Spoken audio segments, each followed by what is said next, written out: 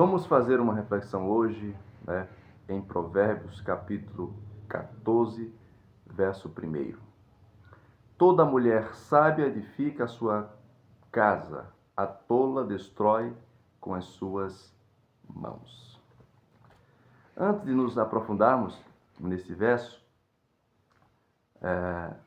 eu gostaria de apresentar um outro verso, né, um outro versículo que está em Efésios capítulo 5, versículo 22 e 23. Os deveres domésticos. Vós, mulheres, sujeitai-vos a vossos maridos como ao Senhor, porque o marido é a cabeça da mulher, como também Cristo é a cabeça da igreja, sendo ele próprio o Salvador do corpo. De sorte que, assim como a igreja está sujeita a Cristo, assim também as mulheres sejam em tudo sujeitas a seus maridos.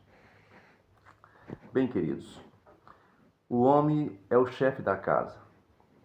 O homem, ele é a autoridade maior abaixo de Deus, né? Ele é o governo, é o líder. O homem deve ser o sacerdote do lar, o reverendo. Por isso que o apóstolo Paulo vai dizer para a mulher reverenciar o seu esposo, certo? A submissão é o primeiro passo para a edificação do lar. Sem submissão, não há ordem. Sem ordem, não há respeito. Sem respeito, não há harmonia. Sem harmonia, não há paz. Um lar sem paz, ele é destruído. Por isso o texto diz, lá em Provérbios 14, que a mulher sábia edifica a casa e a tola destrói. Então vamos voltar para o primeiro texto, né? Para esse texto de Provérbios, né? A mulher sábia edifica a sua casa, a tola destrói com as suas próprias mãos. Primeiro precisamos entender que aqui existe uma metáfora, né? Vejam que a mulher aqui está sendo comparada com alguém que constrói, uma construtora, como se a mulher fosse uma pedreira e o esposo o mestre de obra, né? Ou podemos comparar o esposo como um pedreiro, a mulher a servente. E aqui ela está, né, para edificar. Deus, quando prometeu criar a mulher, para Adão, chamou de adjuntora. Isso está lá em Gênesis capítulo 2, verso 18. O que quer dizer adjuntora? Vem do hebraico ezer, que significa socorro, força ou alívio. A mulher é um apoio, uma ajudadora, auxiliadora. Ela é complemento do homem, né? Então a mulher complementa, a mulher completa o homem. É a costela sendo posta no seu lugar. Para entender esse edificar que o texto apresenta, vamos buscar entender o que é casa na metáfora, né? Então aqui nós sabemos que a mulher ela pode também ajudar na edificação da casa física, né? Trazer uma massa, ajudar o esposo a construir uma casa. Mas aqui está falando da casa não no sentido físico, mas no sentido espiritual ou moral, no sentido da formação, né? Então aqui a casa aqui quer dizer lar, o lar. Aí quando fala de construção, a gente entende que o casamento realmente é uma construção, né? Aqui não está falando da estrutura física, né? E sim da estrutura espiritual. Enfim, casa aqui é uma figura do lar. E há uma diferença, né? E qual é a diferença do lar para uma casa? Qual é a diferença da casa para um lar? A casa física é um abrigo, né? Um abrigo do sol, da chuva. Então lá é o abrigo do sol escaldante, né? Do frio, do calor. Assim como a casa é um abrigo do frio, do calor, do sol, o lar também é um abrigo, né? Dos vendavais da vida, né? Do calor escaldante, da prova ardente. Então é um lugar de aconchego onde você pode ter apoio, né? Da esposa, dos filhos, estar em harmonia para vencer as lutas do dia a dia. Então a diferença é que a casa a casa física né, a estrutura né?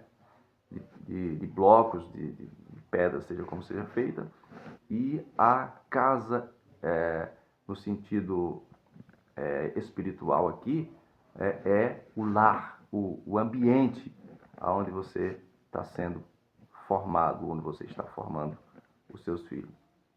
Então, o que a gente percebe aqui, que o lar, ele deve ser um ambiente que lhe faz bem, né? O lar edificado, né? Ele deve ser esse ambiente. Se o seu lar está edificado, você sente prazer quando está nele, você sente saudades quando está distante, você fica triste quando está longe do seu lar e você se alegra quando se aproxima do seu lar. Você se sente bem quando está lá. Um lar destruído é o contrário, você sente alívio quando sai e tristeza, né, quando você vem voltando para ele. Isso é um lar destruído, mas ainda há como reformar este lar. Para que o lar seja edificado, para que o lar seja esse lugar, esse abrigo, esse lugar gostoso, Deus tem que estar no centro. Para que o lar seja esse ambiente, Deus tem que estar no centro. Então, a sábia edifica o lar, a tola destrói. Quando a Bíblia diz que a mulher sábia edifica a casa e destrói o lar, a gente pergunta, por que Deus dá essa missão para a mulher? Porque ela é a que deve estar mais próxima dos filhos, né? O homem é o provedor, o homem tem o dever de sair por aí em busca do sustento, do alimento, mas a mulher, ela precisa estar ali para educar os filhos, né? O lar deve ser um ambiente de aprendizado, de educação intelectual, moral, emocional, espiritual, né? A mãe deve ensinar os filhos sobre o mundo, sobre as coisas da vida, trazer conhecimento, fazendo dele um menino inteligente, um filho inteligente, uma pessoa intelectual. Essa é a inteligência, essa é a educação intelectual. Como também deve trazer sobre ele ensinamentos sobre emoções, sobre sentimentos, para que também ele possa estar preparado psicologicamente. Também a educação emocional. Deve também trazer para o filho a educação moral, ensinando para ele o certo, o errado, qual é o dever de um cidadão de bem, né? E tem também trazer a educação para ele, a educação espiritual. Tem que trazer para ele essa educação, né? A teologia tem que estar no centro da casa. A mãe deve ser uma teóloga, ensinando para o filho sobre Deus, sobre a Bíblia, sobre as Escrituras. E fazendo dessa maneira, ela vai estar, né, aprendendo com o marido, repassando para os filhos e ambos crescendo, né, e este lar sendo edificado. Você já pensou? Uma construção, do pedreiro pede um bloco, o servente traz massa, pede uma massa, o servente traz areia, não vai para frente. Então tem que haver harmonia, combinação. Não há construção sem submissão. Sem submissão não tem ordem, sem ordem não tem respeito, sem respeito não tem harmonia, sem harmonia não tem paz. E sem paz a construção não anda. Tem que haver combinação, diálogo, respeito e interação. Olha só, muitas pessoas hoje estão com seus lares destruídos. Muito porque não tem paz, não tem diálogo, né? Então, como identificar se um lar está destruído ou edificado? É justamente isso. Se você se sente bem, se você sente paz quando você chega no seu lar, né? Então seu lar está edificado. Mas se você sente tristeza, incômodo, seu lar está destruído. Um lar sem paz é um lar destruído. Mas ainda é possível reconstruir o lar. Mas para isso é necessário abrir mão de muitas coisas, mudança de hábitos. É necessário muitas coisas que foram construídas fora do prumo, torto, errado, muitas paredes vão ter que ser derribadas. E isso às vezes leva tempo e muito esforço, muito trabalho, né? Muita dedicação, mas é necessário.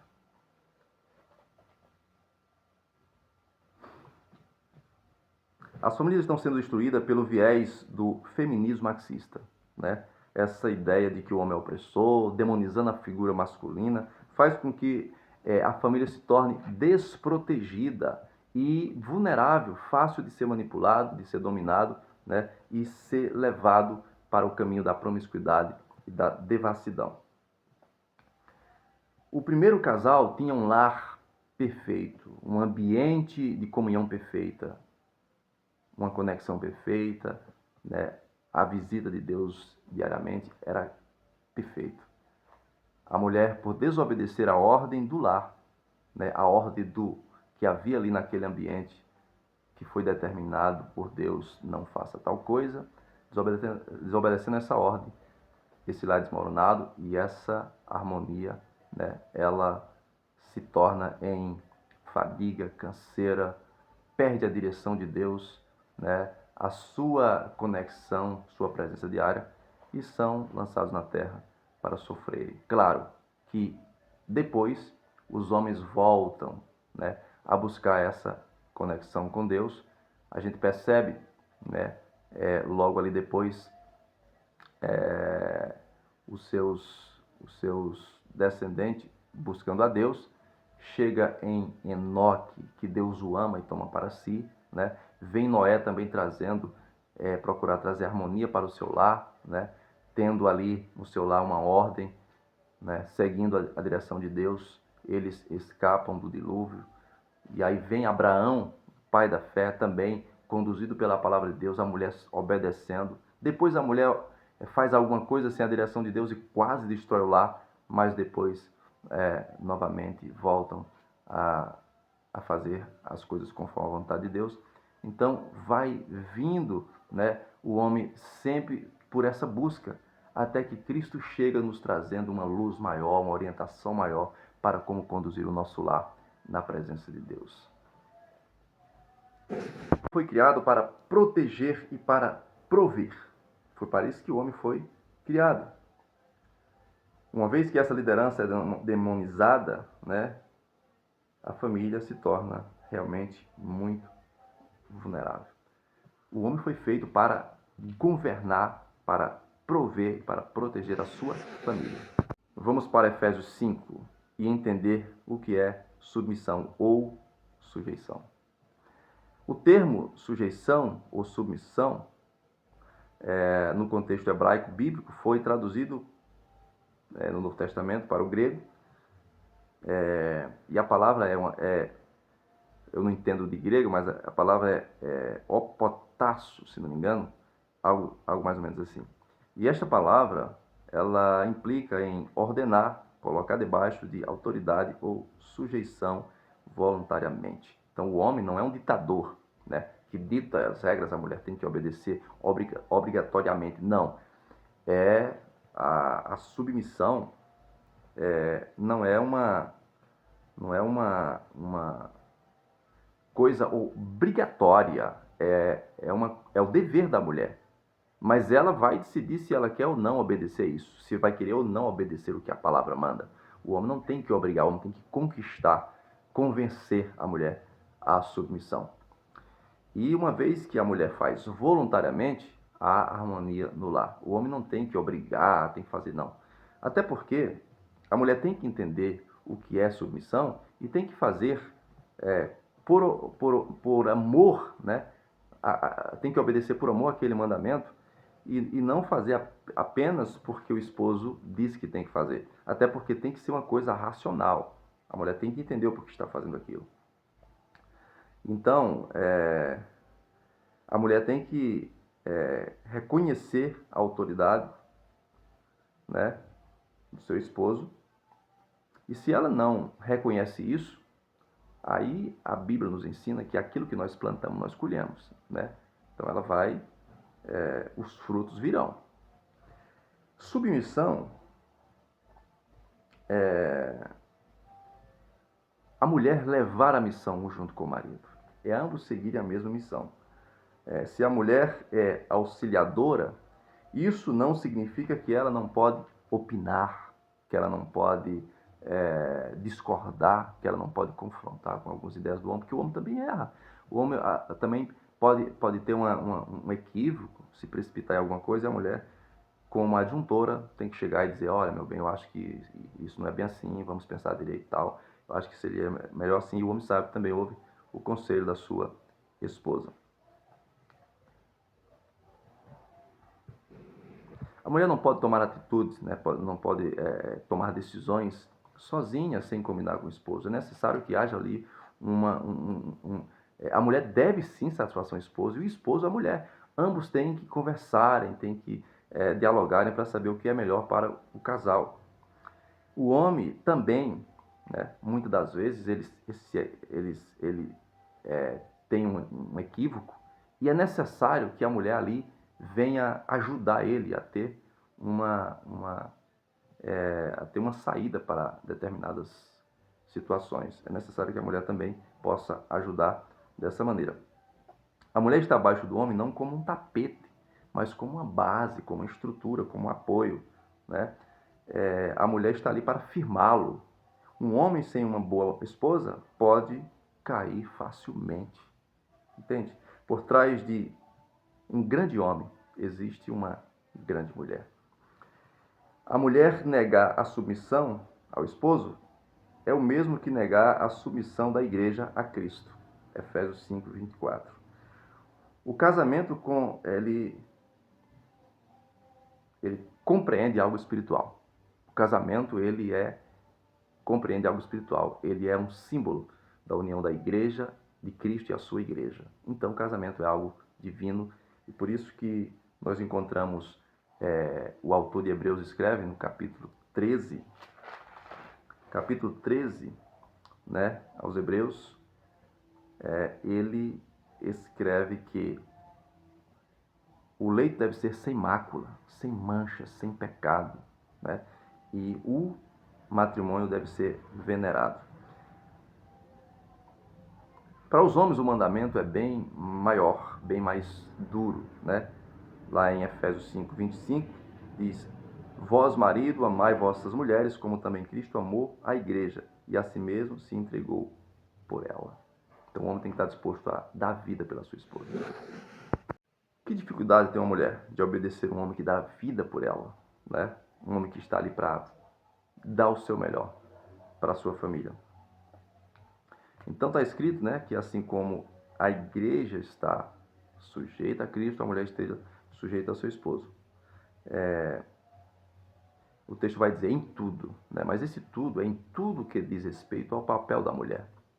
Não é que a mulher vai se submeter a um promíscuo, a um homem que peça para que ela obedeça coisas que a prejudica, que a desonra, que a desvaloriza, coisas que venham prejudicá-la.